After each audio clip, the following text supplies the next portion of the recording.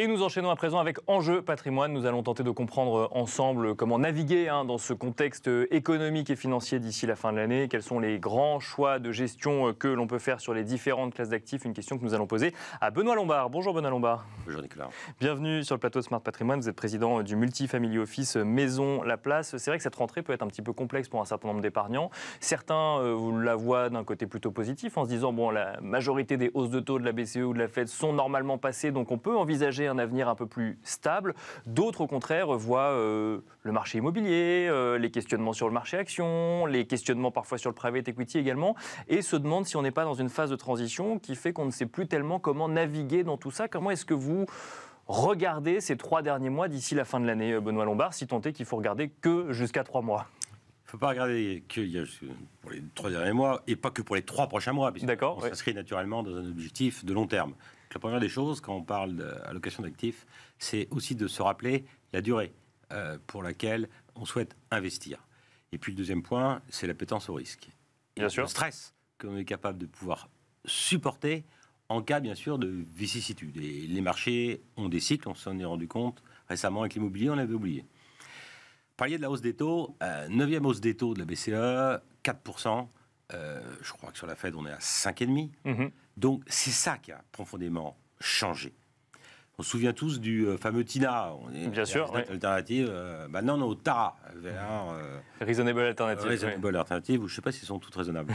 Mais en tout cas, il y en a d'autres. Et c'est bien parce qu'il y a eu cette hausse des taux qu'on peut retrouver de l'appétit à la fois sur le marché monétaire. Enfin, je rappelle, aujourd'hui, on est sur un rythme de 4%. Si on raisonne sur le marché monétaire euro. Si on est investisseur en dollars, et en tant que family officer, on a des investisseurs qui sont multidevises, notamment en dollars, on est à 5,5. 5,5 le taux directeur, donc on est un peu juste en deçà. Donc là, on voit qu'on a un rendement réel qui est pas tellement éloigné de celui de l'inflation. Chose qu'on n'avait pas quand on avait des taux qui étaient négatifs. Vous vous souvenez, on était bercé au taux négatif pendant une quinzaine d'années. C'est fini, ça. C'est terminé. Ça veut donc dire que la prime de risque qu'on a sur des marchés autres que le taux sans risque qui n'avait pas d'intérêt, eh bien, aujourd'hui, sont peut-être dégradés, ces primes de risque. On le voit sur le marché des actions, et puis on le voit sur le marché immobilier. Et c'est ça, le profond changement qu'on a connu cette année, en 2023.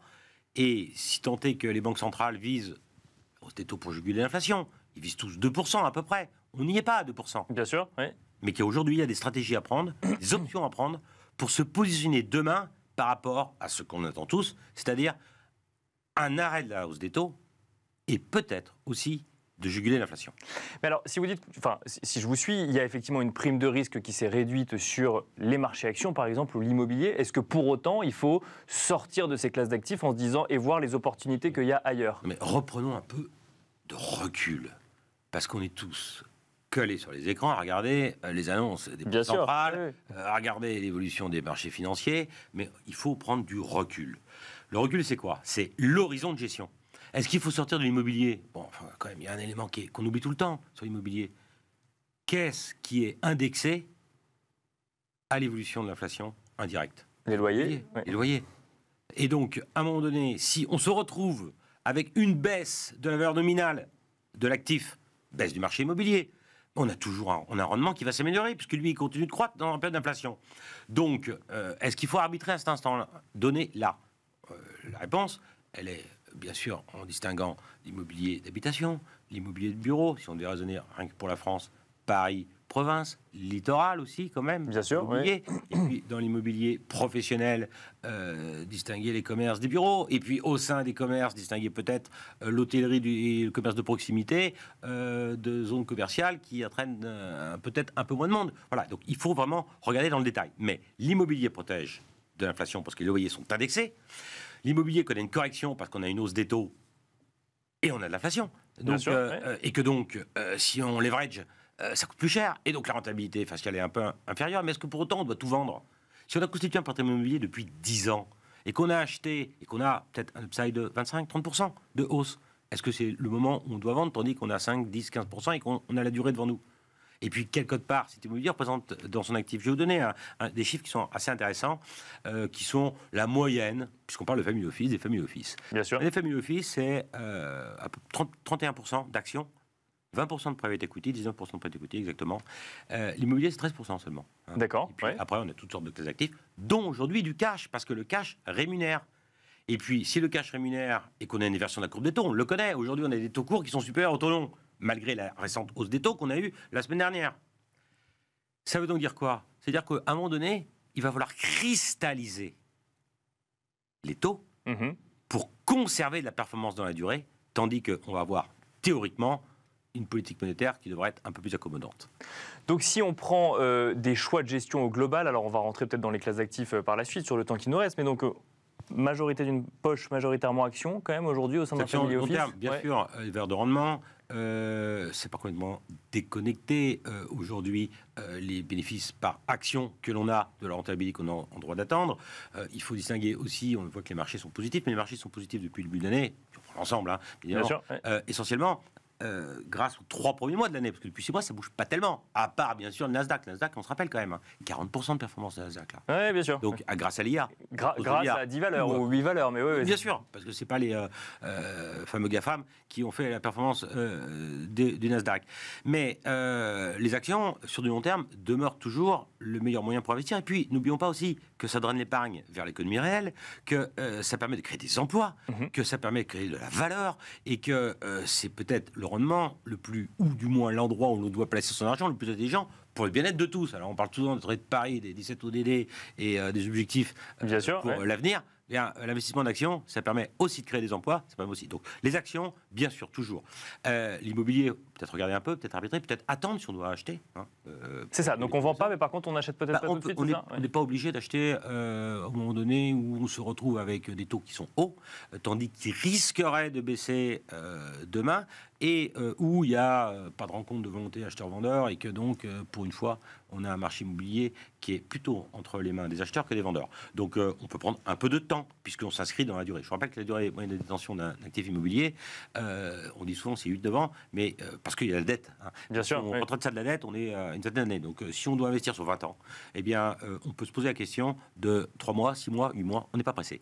Donc, et du cash aujourd'hui. Mais du cash, où ça alors? Sur des comptes à terme Non, mais compte à terme. Moi, j'adore ça.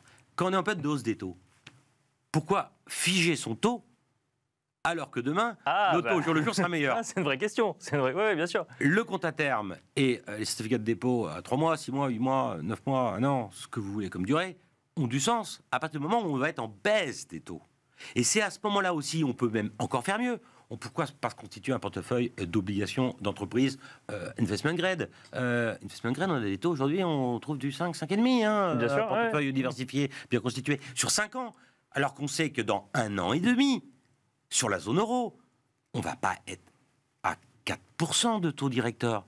On va baisser à peu près de 150 points de base, 2,5. C'est la moyenne des économistes. Et qu'aux États-Unis, on ne va pas être à 5,50. On va baisser aussi 150 points de base. On sera vraisemblablement entre 3,5 et 4. Bon, c'est en tout cas un des scénarios envisagés. C'est scénario. Moi, je ne suis pas économiste. Hein. Je suis un bon perroquet qui lit beaucoup. Et en étant ce bon perroquet, ayant un minimum d'intelligence, je me dis que cristalliser un portefeuille obligataire investment grade, et pour partir à yield, si on est prêt à prendre un peu plus de risques, avec des notations de qualité et diversifiées sur une trentaine de lignes, par exemple, eh bien, a du sens si on voit les taux qui, demain, se prendront une direction opposée à celle qu'on connaît depuis les 9 hausses, c'est-à-dire à la baisse. Non, mais c'est intéressant parce que c'est une gymnastique intellectuelle qui est peut-être un petit peu plus complexe, c'est de se dire, effectivement, si demain les taux rebaissent, effectivement, le financement coûtera moins cher, mais il faut, entre guillemets, prendre des garanties sur les opportunités des taux élevés qu'on a aujourd'hui sur l'obligataire, par exemple. Mais bien évidemment. Et quand on est en période de hausse des taux, on ne le fait pas. Quand on est en période de stagnation de taux, si je puis dire, ou stabilisation des taux, c'est un peu plus correct, et d'anticipation à la baisse, telle qu'on la voit à horizon 1 an et demi, eh bien là, se constituer un portefeuille obligataire a tout son sens.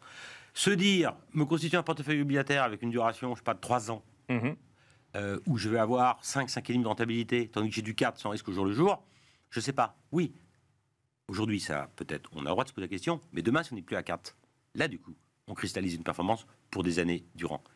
Et si on conjugue cela avec une diminution de l'inflation telle qu'elle est visée et telle qu'elle est souhaitée par l'ensemble des banques centrales, eh bien, on va se retrouver avec un taux réel positif.